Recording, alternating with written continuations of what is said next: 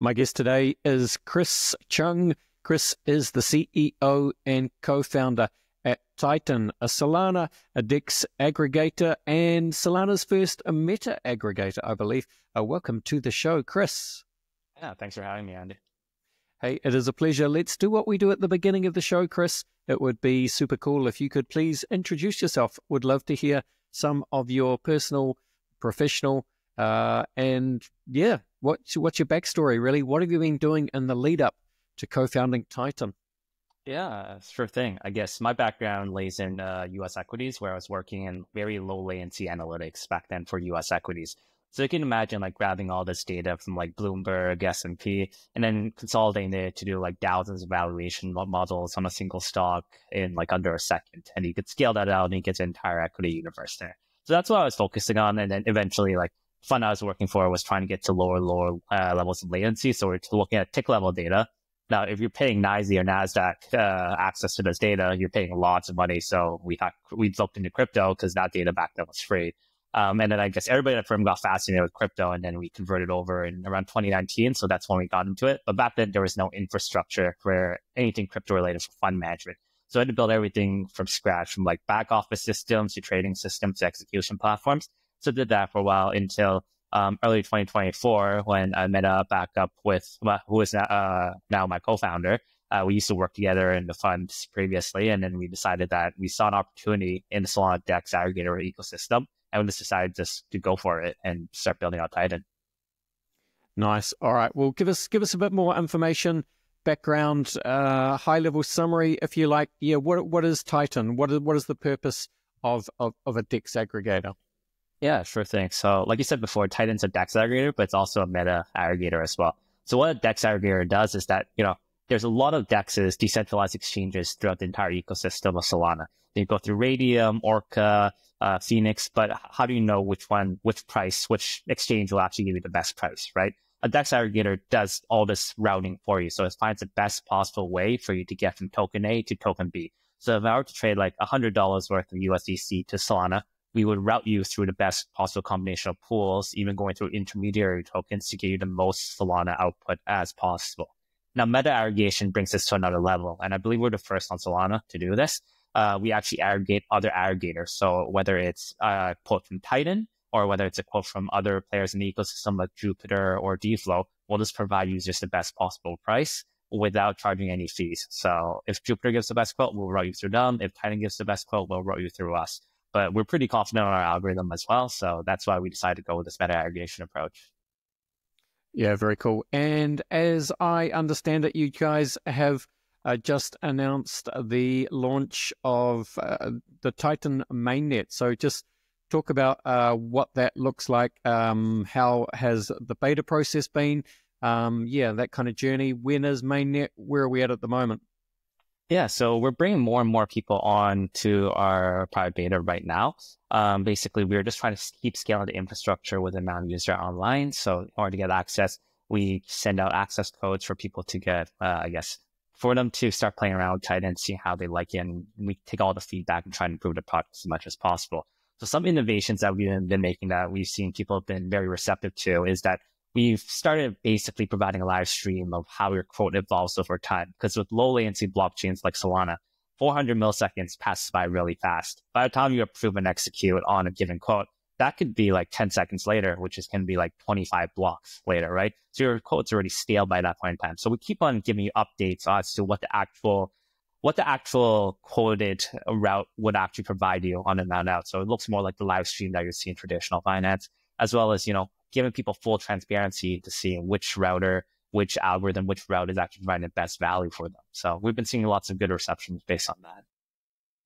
Yeah, so very nice. If people want to get involved as quickly as possible then, and they like the sound of that, Chris, what should they do? Yeah, so there's two ways. The first way is to go on titandex.io, which is our website, to sign up for the waitlist. I'll bring you in as quickly as possible. The other way is that people with access already do have referral codes that we periodically give more referral codes to. So you can try finding those people, and they can also hook you up with access to a platform as well. Cool. If we zoom out a little bit wider, Chris, I guess you've kind of talked about this already, but why Solana? What was it about Solana that initially attracted you to the Solana ecosystem, and then decided to build Titan on Solana? Yeah, I think, well, my previous focus was a lot on taking a look at Ethereum, but when I got into Solana, I guess my eyes really opened at like how seamless the whole process was, mainly due to the speed of the blockchain itself, right? The speed makes everything feel seamless, and like how you're actually supposed to interact with a lot of these financial products that do exist today, right? So that was the first thing that got me intrigued. And then the second portion is that when we took a look, like me and my co-founder took a look at the ecosystem, our specialty was taking a look at DeFi as well as aggregation. And then we took a look at what existed within the Solana ecosystem. We saw it was mainly one competitor in play, Jupiter, and they have built an amazing product so far. We think that their product really underpinned the growth of Solana DeFi, but we thought that we can make improvements on top of it and provide users more choices. And that's what we did. We built our own router algorithm, but we know that, Jupiter does a very good one as well. And we're providing people both options in order to route through. I want to link up to the best price. But for our own algorithm, from our testing, we've shown that it can probably outperform, I guess, anybody else in the ecosystem around 80% of the time, and giving significant price improvements while at it. So. Well, that's impressive metrics. And it's been a kind of a wild ride, I suppose you'd say, for the wider Solana ecosystem and community, Chris, over, I guess, the last 12, 18 months or so, with I'm particularly thinking of the meme coin cycle on Solana, and the attraction and attention that brought to Solana, and both positive and negative ways, you'd have to say. How would you kind of characterize that Solana ecosystem at the moment? I know obviously there's a lot more going on than meme coins, but that was kind of the public facing part of it, I suppose. Yeah, so I know a lot of people don't like meme coins, but what I found very interesting on it is that it really got Solana to upgrade its entire infrastructure stack. So like, what other blockchain out there could have supported the Trump and Melania token launches properly? Any other blockchain would have collapsed under that amount of scale. With the amount of like traction that meme coins did bring to Solana, the amount of volume, the amount of throughput that really demanded from the entire ecosystem, I think it's built Solana up to a very nice point now where additional products can be built on top. Because the way I look at a lot of meme coins is that it could be kind of considered like, penny stocks or pink slips in traditional equities. And then, you need that type of infrastructure to really support your type of blue chip, S&P, Dow Jones type of stocks in the future to really support that amount of volume. Like, don't forget, like, I think, US equities does around like 500 billion a day. Solana does it did at its peak around 130, 140 billion in a month. So there's a lot of room for it to grow. But I think the ecosystem is there. You had interact with so many different financial products on chain that you could never get access to, even if you were a high net worth investor in TradFi. Yeah. And how do you see the market playing out going forward then? Do you think that there's a view that perhaps the meme coin cycle is over for now? Just too many people got burnt, but at the same time, just given the ease of any kind of token launch, there's always going to be people that are trying to launch tokens, and a certain community of users that are going to want to try and speculate on them. How do you see I guess that trading ecosystem playing out? Yeah, I think that ecosystem, in regards to meme coins, I think it will continue to exist, but not, as prolific as before. Everything goes through a boom bust cycle. And I think people will always be interested in it because of the potential for massive gains. I think that's why penny stocks still exist as well. It gives people a chance to really speculate, really, take bets on what they want or what they really believe in. And with meme coins, that's like more, social narrative type of trading. And we can see what other type of interesting narratives. What I'm primarily interested in, though, what meme coins have really brought to the table is the ability to launch as many tokens as you want and see how you can apply that to a new ecosystem, new products. Like, I don't know what will come out a year or 2 years from now. But I'll never bet against the innovation that like small builders do have, right? I guess looking forward to this year, I'm particularly interested in how stable coins and payments really do develop, because the speed of Solana, low cost of the network does really proliferate this as well. And we've seen that a lot on the on-chain trading side as well. Yeah. What about Solana more generally? There's people really appreciate the speed and ease of use of Solana. That is why Solana has become so successful from an on-chain point of view, Chris. Be no one more aware of that than yourself. But there's still, criticisms of Solana's lack of perceived decentralization versus, I don't know, maybe something like Bitcoin or even Ethereum, perhaps. How do you see the kind of the push and pull tension there between that kind of, ease of use and fast, seamless transaction speed, which is really what users want, versus the, hopeful decentralization of the blockchain itself? Yeah, so like honestly, I really do think that Solana is pretty sufficiently decentralized. It's got like lots of validators across the world. I think over 1,000 at this point, and like any other system with this much decentralization, I don't think there's another player out there. There's blockchains with faster confirmation times, faster blocks, but not the amount of servers that are broadly distributed. Now, are they at the Raspberry Pi level of Ethereum? No, but also Ethereum is far slower. I think there has to be this trade-off between who can run this, like what capabilities are required, and as well as compared to the performance, right? Because like you do need sufficient server capabilities in order to process transactions at speed, and that's what Solana is really focused on. Can we make applications that everyday people will actually be interested in using and onboarding more and more people? And I really do believe that like 12 seconds would have been acceptable in like 95, but not today. So. Yeah. Bringing it back to Titan, how do you see the different, customer segments or users of Titan? What are those different market perspectives look like? I'm sure there are individual traders, institutions. How do you kind of think about who are the people that are using Titan? Yeah, so I think there's three main buckets of traders that I would categorize as using DEX aggregators, right? First, it's your normal everyday trader that might put in be a couple $100 per trade and just like test out the meme coins or make smaller amount of trades. Then you have your power traders who will move like anywhere between $10,000 to $1 million a month, and you're doing like trades in size consistently almost every single day. But these guys are still using GUI, like the front end facing products, not on the API. But they do move significant volume. And the last bucket, that's I think you are more referring to when you're talking about institutions, are guys who use the API.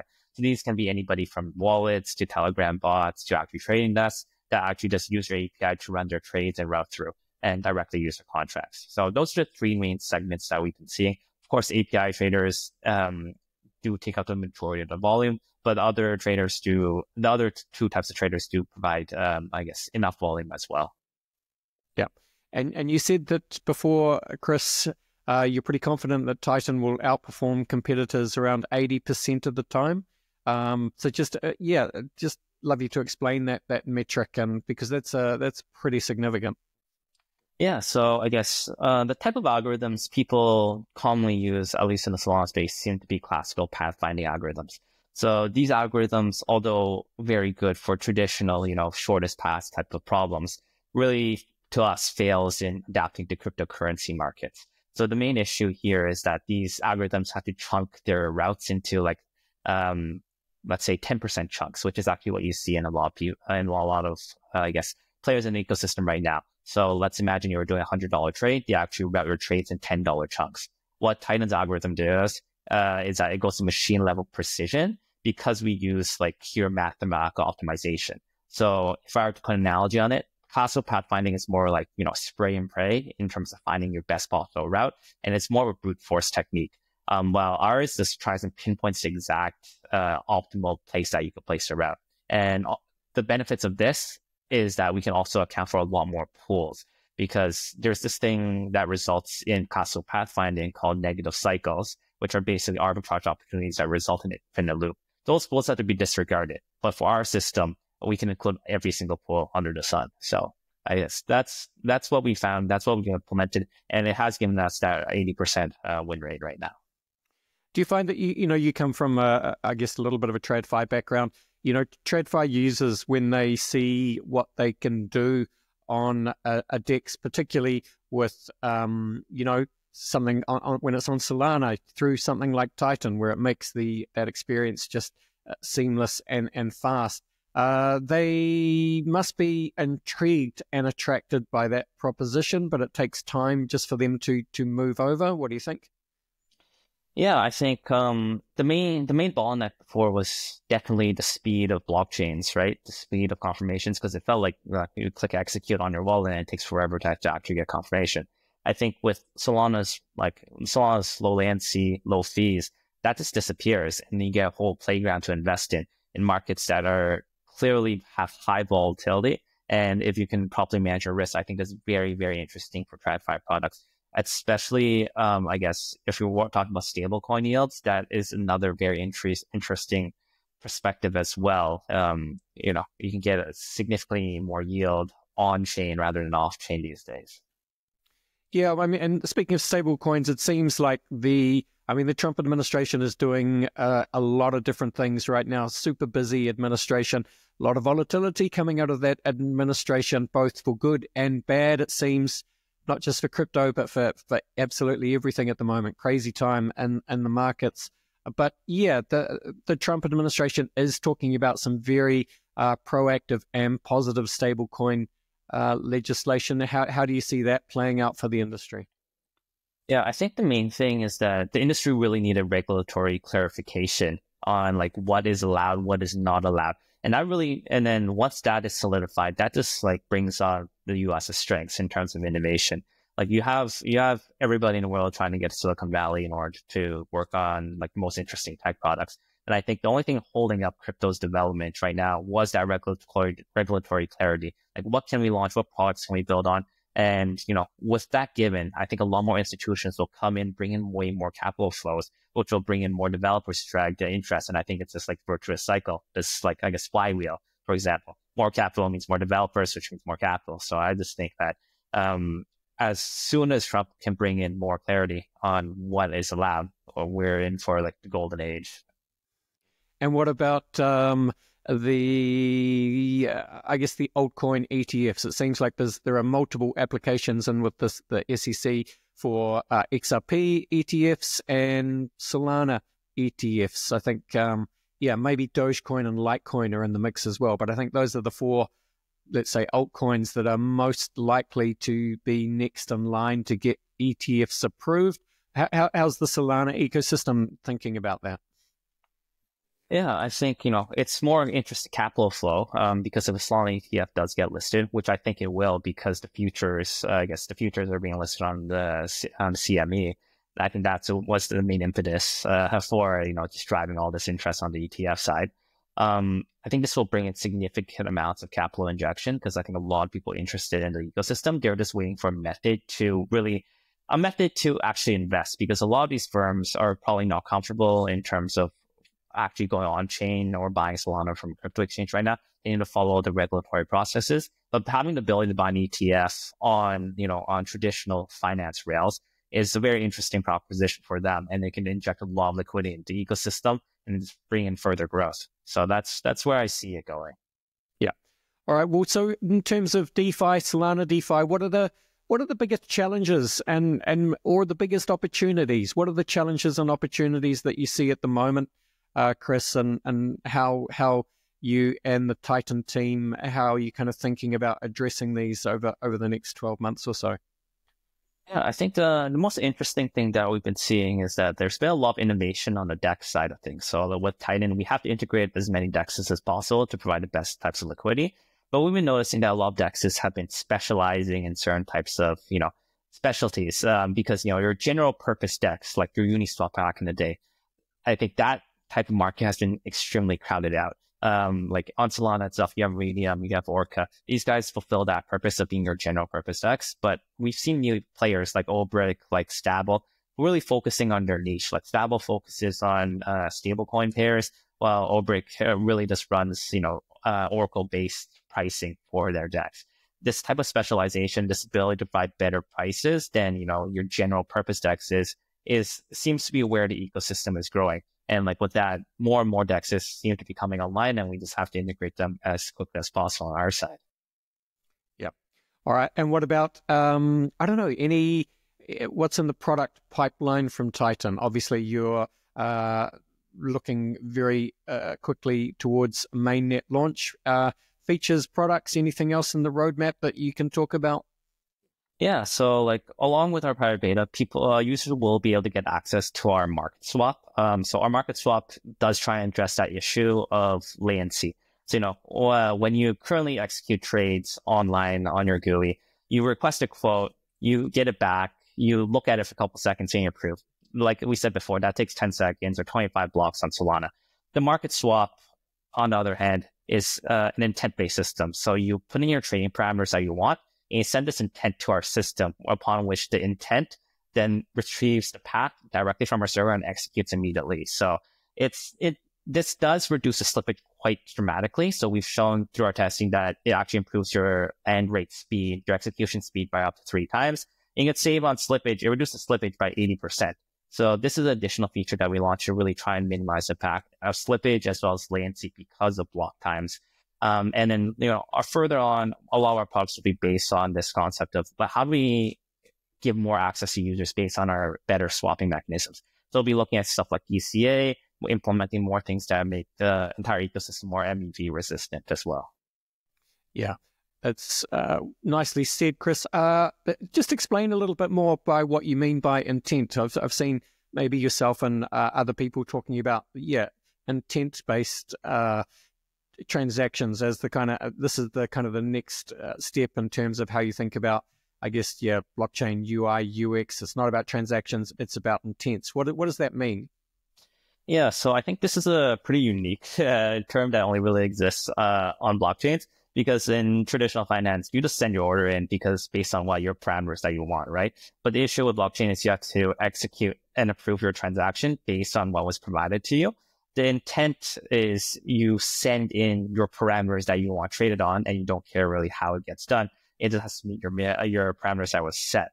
So instead of knowing the route beforehand, in our case with the market swap, this intent system is you set in your trading pair that you want, set your amount that you want to trade, and then you set your, the minimum amount that you'll be able to accept. And then we take that information, match you up with the proper route, and we try and land you as quickly as possible while minimizing the amount of slippage due to latency impacts. So that intent is basically a fancy way of saying, like, I just want to get this trade done, and I don't really have to look at the specific mechanics in order to approve and execute it like you would do on most transactions on blockchains.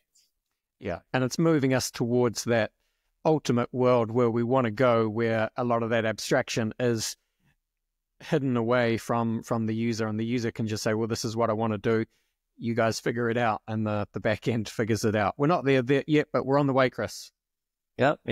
Definitely see a lot of promise, and I think intents go hand in hand with lower latency speeds, because there's no way a human can keep up as we keep potentially going down to 40 milliseconds. There's absolutely no way. So exactly. All right. Well, look, Chris, as we finish up this part of the podcast, for people that want to learn more about Titan, if they're not already familiar, what should people do? Where should they go? How can they get involved? Yeah. So you guys, anybody interested in Titan can go to our website at titandex.io. We have our docs there as well. Or you can follow us on Twitter at Titan_exchange. So that's our socials, and we publish everything on both those pages. So yeah. Awesome. Chris, it is time to finish off the episode, and we do that, of course, by running you through the very famous crypto conversation hot take round. Are you up for it? Definitely. All right, Chris, I'm just going to run some questions at you. Just want you to give me your honest hot take style answers. No right or wrong way to do it. Question 1 for you, Chris, is, let's see what you have to say. Where would you say that you sit on the Bitcoin maximalist to multi-chain opportunist spectrum?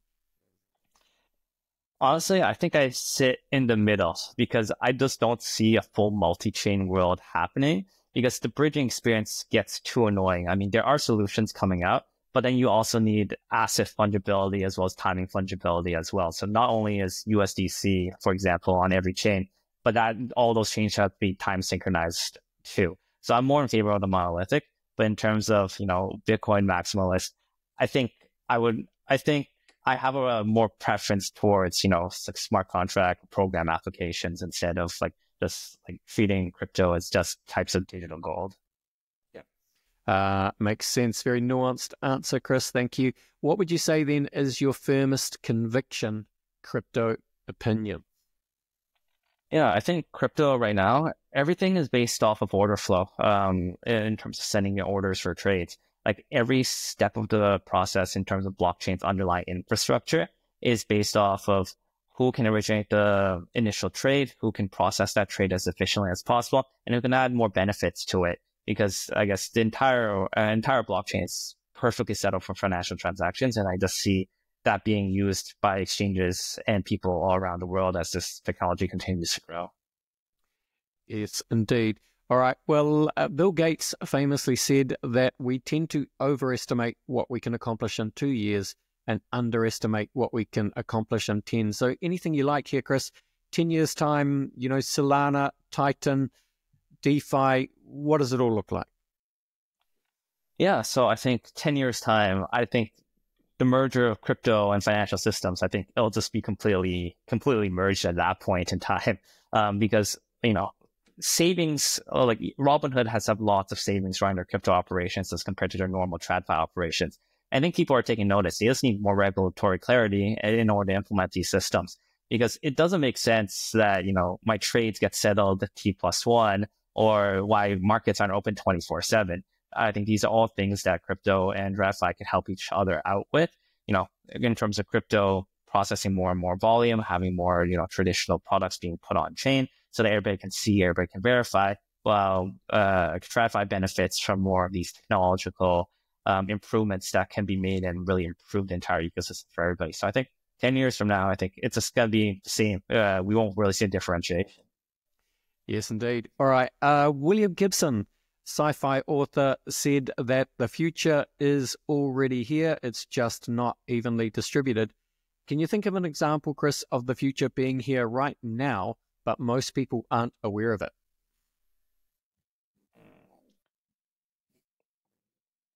Honestly, I think that the future will be people having full access to a full suite of financial products. I think most people are just comfortable sitting and just trading token for token, but there's so much more that you could do that is not available to like everyday people, right? So like the ability to lend out your tokens to other people in order for them pursue leverage trades, or you to be able to get a yield or just go do peer-to-peer transactions. I don't think that's been possible before. I think that a lot of people are still missing that key piece, because yield, a market-based determinant for yield that everyday investors can take advantage of, is something that, is definitely the future. We don't have to let, banks or intermediaries take that yield. We can process it ourselves. And that's something I think is very, very valuable. Yes, indeed. Brings us nicely to the final question, Chris, which is, what is your favorite piece of science fiction? Could be a book, a film, a movie, a TV show. What do you reckon?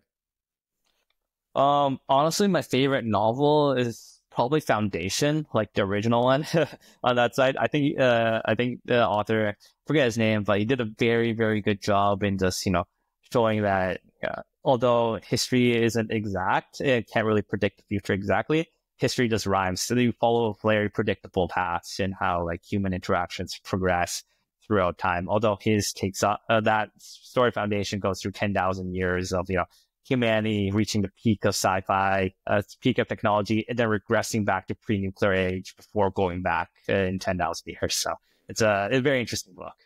Yeah, so Foundation, of course, was Isaac Asimov, of course, author of Foundation. Great series of, seminal science fiction novels. There's a TV show made by Apple as well, which I haven't watched, but should.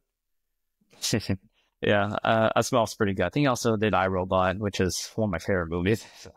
Correct. Chris, this was a lot of fun. Thank you so much for coming on the show and telling us all about Solana, Titan, DeFi, DEXs. Take it out again just by telling people where they can go to get involved with Titan. Shout out any of your socials, all that good stuff. Go for gold. Yeah, so just visit our website, titandex.io, and follow us on X at Titan_exchange. Look forward to talking to everybody. So, see ya. Awesome. Thank you so much, Chris. All the best, and bye for now.